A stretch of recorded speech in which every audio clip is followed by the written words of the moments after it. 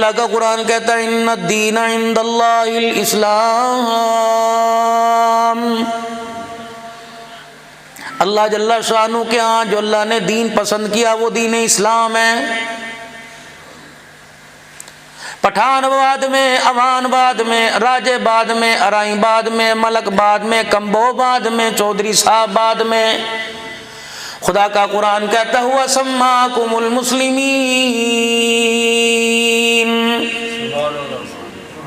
برادری بعد میں، ذات بعد میں، پہلے اللہ جل شانہ نے تمہارا نام مسلمان رکھا ہے۔ قیامت کے دن اوان کہہ کے نہیں پکارا جائے گا، محمد الرسول اللہ صلی اللہ علیہ وسلم کا امتی مسلمان کہہ کے پکارا جائے گا۔ فرمایا او لوگوں ایک زمانہ ایسا آئے گا مسلمان تو نظر آئے گا، مسلمان میں اسلام نظر نہیں آئے گا۔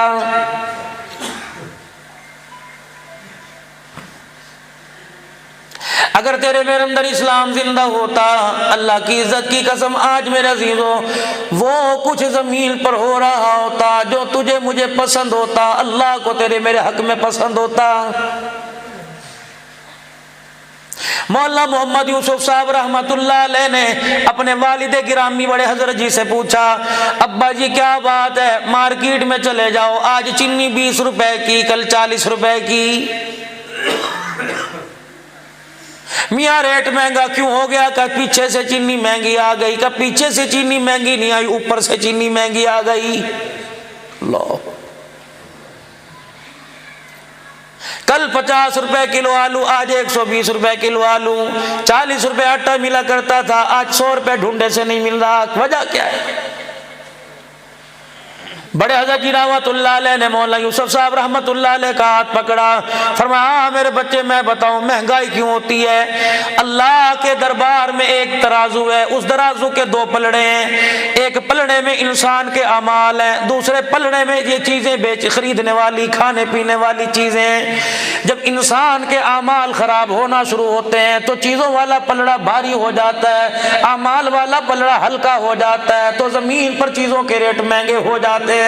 جب انسان کے اچھے اعمال آسمانوں پر جانے لگتے ہیں تو چیزوں والا پلڑا ہلکا ہو جاتا ہے، نیکیوں والا پلڑا بھاری ہو جاتا ہے۔ جب نیکیوں والا پلڑا بھاری ہو جائے زمین پر اللہ چیزوں کے ریٹ کو گرا دیتا ہے۔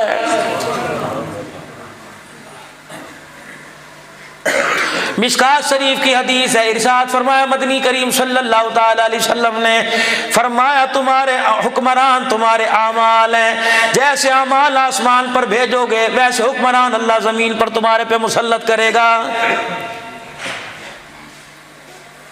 اب بتاؤ میرے عزیزو، قصور حکومتوں کا کہ قصور آپ کا میرا ہے؟ 74 سال ہو گئے میرے عزیزو، 74 سال ہو گئے پاکستان کو آزاد ہوئے۔ پچھلی حکومت گئی، اگلوں نے کہا وہ بری تھی، اس سے آگے والی آئی انہوں نے کہا وہ بری تھی، اچھا کسے کہا؟ یا تو میرے عزیزو جتنا بھی اچھا کام کر جائے اس کی اولاد اس کے دور کے اندر اسے کتا کہنے لگ گئی تھی۔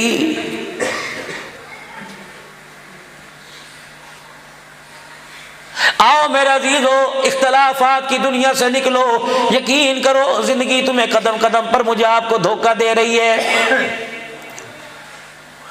جاؤ جا کے گھر کے اندر لیٹ کے دیکھو، جیب کے اندر پیسے کی ریل پیل تجھے مجھے دھوکہ دے گی، گھر کے برتن گھر کا سامان دھوکہ دیں گے، بچے دھوکہ دیں گے، مال ڈور مویشی آپ کو مجھے دھوکہ دیں گے۔ کروٹ بدلنے کی دیر ہے، خدا کی قسم جس دن ماں کی گود میں آ کے آنکھ کھولی تھی موت والی گاڑی اسرائیل علیہ السلام نے لے کر چلانی شروع کر دی تھی۔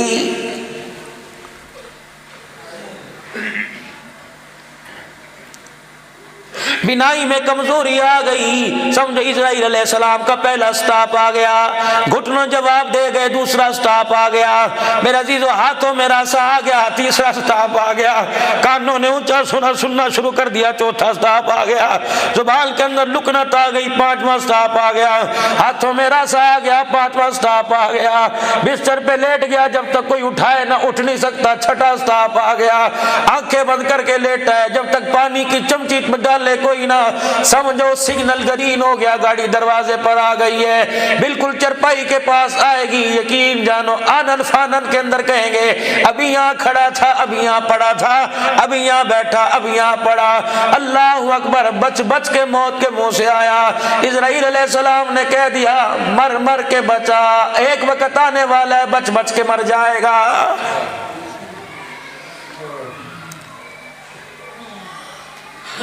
میرے بابو چھوڑ دے دنیا کے دھندے، کیا لے کے دنیا سے گئے؟ خدا کے واسطے میرے عزیزوں پہاڑوں جتنی نیکیاں لے کے چلے جانا، ہزاروں نماز کے سجدے لے جانا، چلے 4 مہینے لے جانا، قوائف پورے ہوں میرے عزیزوں 7 مہینے، سال کی جماعت لے جانا، جہاد کے اندر میرے عزیزوں دشمنوں کے ساتھ مقابلہ کرتے کرتے شہید ہو جانا، اپنے گھر سے سخاوت کے انبار لگا دینا، لیکن خدا کے واسطے ایسا نہ ہو کہ تیرے میرے جنازے میں ایک آدمی کندھا دینے کے بعد کہے اچھا ہوا مر گیا۔ خدا پاک کی قسم اللہ اپنے دربار میں کھڑا کریں گے، فرمائیں گے نماز روزہ حج ثواب اپنی جگہ، پہلے یہ بتا اس بندے نے کیوں کہا تھا کہ اچھا ہوا مر گیا ہے؟ کیا تکلیف دے کے ہے اس کو؟ باوجود جاننے کے اللہ کہیں گے بتا کیا تکلیف دے کے آیا، کون سے موڑ پر اسے ذلیل کیا تھا، کہاں اس کا حق کھایا تھا، کہاں اس کی اولاد کو خراب رستے پہ ڈالا تھا، کہاں اس کی بچی پہ بدنگاہی ڈالی تھی، کیا اس کو سودا لیتے وقت انہیں اس کے بیڑا غرق کیا تھا۔ حج کا قافلہ جا رہا تھا، عبداللہ بن عباس رضی اللہ تعالیٰ بیت اللہ شریف میں بیٹھے ہوئے تھے، جماعت آئی حاجیوں کی، ایک حاجی صاحب کو جو فوت ہو چکے تھے انہیں کفن پہنا کر اونٹ پر لاد رکھا ہے۔ عبداللہ بن عباس رسول اللہ کے رشتہ دار، دیکھ تو صحیح 3 جگہ جنازہ پڑھ کے اس کی قبر کی کھدائی کی، تینوں جگہ کالا ناگ نکل کے باہر آ گیا۔ احرام باندھ کے گھر سے چلا، میرے عزیزو احرام کی حالت میں موت آئی، اللہ اکبر، پھر بھی جنازہ پڑھایا، قبر میں اتار رہے، کالا ناگ 3 جگہ قبر میں آ گیا۔ عبداللہ بن عباس نے آنکھیں بند کی، فرمایا لوگوں پوری زمین کو کھود دو، اس کا سانپ اس کا ہر جگہ پیچھا کرے گا۔ حضرت جی بتاؤ کیا بات ہے؟ فرمایا گھر چلے جانا، اس کی بیوی سے پوچھو کہ اب اس کا کیا کریں، کہ سانپ نکلے بچھو نکلے اسی قبر کے اندر دفنا دو۔ لوگوں نے ایسا کیا۔ حج کرنے کے بعد جب قافلہ واپس اپنے گھروں کو، اپنے دیس، اپنے شہر، اپنی بستی لوٹا، اللہ اکبر، ہر ایک کی حاجی کا استقبال کرنے کے لیے رشتہ دار شہر سے باہر آئے۔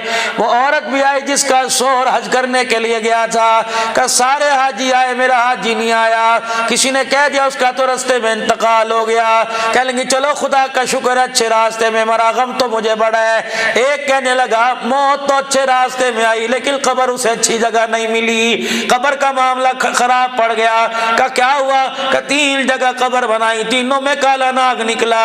اپنے عبداللہ بن عباس رضی اللہ عنہ سے پوچھا، انہوں نے کہا اس کی بیوی سے پوچھ لینا۔ جب اتنا کہا دھاڑے مار مار کے رونے لگ گئی، کہنے لگی میں اسے منع کرتی تھی یہ باز نہیں آتا تھا۔ گھر والے کہنے لگے، لوگ علاقے والے کہنے لگے کیوں باز نہیں آتا تھا، ایسی کیا غلطی کر دی؟ سننا میرے بھائیو، اللہ کو کی مخلوق کو دھوکہ دینے سے توبہ کرو۔ اول تو کوئی بھی مجمع کے اندر ایسا بیٹھا نہ ہو کہ کیا غلطی کر دی، کہ اللہ اکبر جنس کا کام کرتا تھا، جو ستو کھجوروں کا کام کرتا تھا، اس نے اناج اپنے گھر رکھ رکھا تھا، سیمپل دکان پہ رکھ رکھے تھے، کوئی آدمی سودا لینے کے لیے آتا پورے گٹو کے پوری بوری کے پیسے لیتا، پھر پرچی دے کے ملازم کو گھر بھیجتا، ملازم گھر آتا، اللہ اکبر، اس گٹو اس تھیلے کا دھاگا کھولتا، اس کے اندر سے 2 کلو سامان نکال کر اس کے اندر مٹی بھر دیا کرتا تھا۔ آواز آئی تو نے میرے بندوں کو دھوکہ دیا، میں نے قبر کا زمین کے اوپر تجھے ٹھکانہ ہی نہیں دیا۔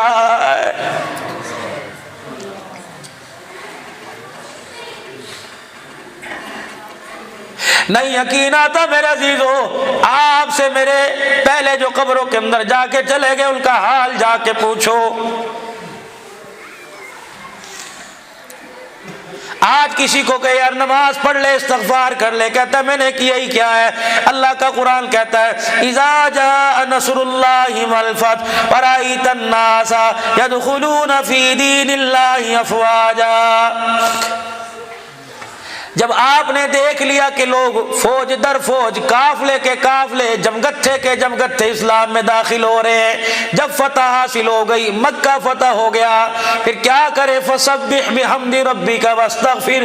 میرا محبوب آپ نے کار نبوت کا حق ادا کر دیا، آپ نے تاج نبوت کا حق ادا کر دیا۔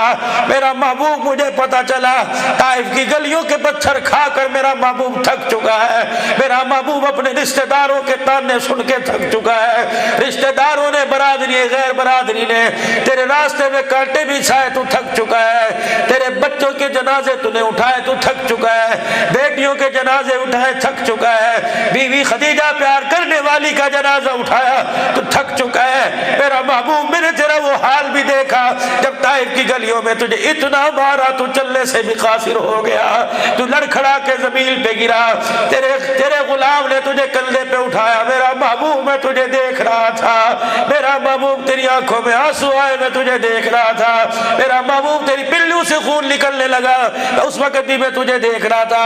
میرے حبیبا، مجھے وہ راتیں یاد ہے جب تو گھر میں آیا کرتا تھا، دائیں بائیں چار چفیرے نظر دوڑا کے الحمدللہ کہہ کے بستر پہ جا کے لیٹ جایا کرتے تھے۔ عفیفہ کائنات پوچھا کرتی تھی، بتاؤ رات کیسے گزاری؟ آپ پیٹ پہ ہاتھ رکھ کے فرمایا کرتے تھے، عائشہ رات تو بڑے آرام سے گزری، لیکن رات بھوک نے مجھے سونے نہیں دیا ہے۔